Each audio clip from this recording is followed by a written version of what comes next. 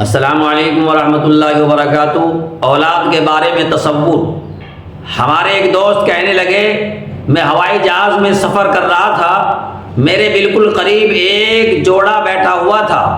پہلے تو وہ اپنے ہی کاموں میں مشغول رہے، کچھ دیر بعد فارغ ہوئے تو انہوں نے مجھ سے ہیلو ہائے کہا۔ میں نے ان سے پوچھا، تمہارے کتنے بچے ہیں؟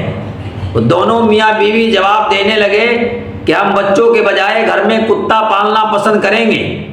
وہ کہتے ہیں کہ میں حیران ہو گیا اور ان سے پوچھا، بھائی آپ کتا پالنا کیوں پسند کریں گے؟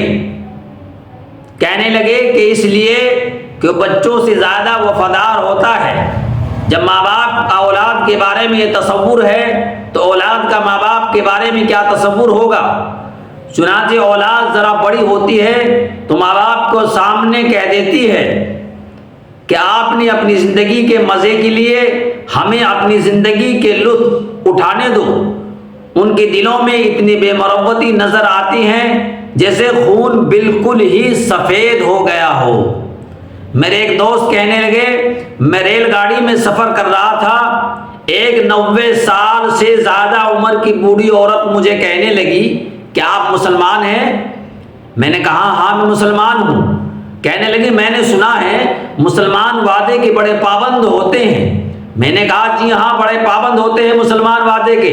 کہنے لگی کیا آپ مجھ سے ایک وعدہ کر سکتے ہو؟ میں نے کہا جی ہاں آپ مجھے بتائیں مجھے کیا وعدہ کرنا ہے، کیا وعدہ کروں؟ کہنے لگی بس آپ مجھ سے وعدہ کریں پھر میں آپ کو بتاؤں گی۔ میں نے کہا مجھے بتاؤ تو صحیح کیا وعدہ لینا ہے؟ کہنے لگی وعدہ یہ لینا ہے کہ آپ امریکہ میں جہاں کہیں بھی ہو روزانہ 5 منٹ کے مجھے کال کرنی ہے۔ ایسی کال، ایسا ٹیلی فون اسے کہتے ہیں کہ آپ ٹیلی فون سے کسی آدمی کو فون کریں مگر بل آپ کے بجائے اس بندے کو آئے گا جس کو ٹیلی فون کیا جا رہا ہے۔ گویا وہ کہہ ہی رہی تھی کہ بل میں ادا کروں گی۔ میں نے پوچھا کیوں؟ کیا آپ کے بچے نہیں ہیں؟ کہنے لگی بچے ہیں مگر ان کے پاس مجھے ملنے کے لیے ٹائم نہیں ہے۔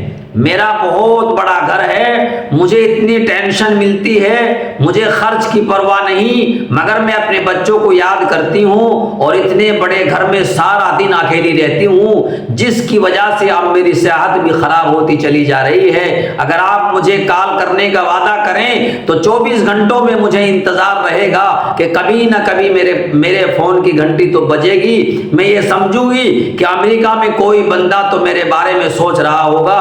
اس طرح آپ کے فون کے انتظار میں مجھے سارا دن جینے کے لیے ایک طاقت مل جائے گی۔ اب بتائیے جس ماں کی اس ملک میں اولاد بھی موجود ہے وہ ماں 5 منٹ کے لیے کس سے بات کرنے کو ترستی ہے، کس طرح بات کرنے کو ترستی ہے، اپنے اولاد سے بات کرنے کو ترستی ہے۔ یہ سوسائٹی کا سب سے کمزور پہلو ہے۔ تو اللہ پاک ہمیں اپنے ماں باپ کے پاس بیٹھنے کی اور ان کی عزت کرنے کی اور ان کی خدمت کرنے کی توفیق عطا فرمائے۔ دنیا میں ایسے بھی لوگ ہیں جن کے اولادیں ہیں، جن کے بیٹے اور بیٹیاں ہیں اور وہ تنہا رہتی ہیں، اکیلی رہتی ہیں، نہ وہ بیٹوں سے مل سکتی ہے نہ وہ بیٹیوں سے مل سکتی ہے، اس طرح کی زندگی بسر کر رہی ہیں۔ ہم لوگ ہماری سوسائٹی اور ہمارے مذہب اسلام کے اندر یہ آج میں محبت کے پیمانے ہیں۔ اللہ پاک ہمیں اپنے ماں باپ کی خدمت کرنے کی توفیق عطا فرمائے۔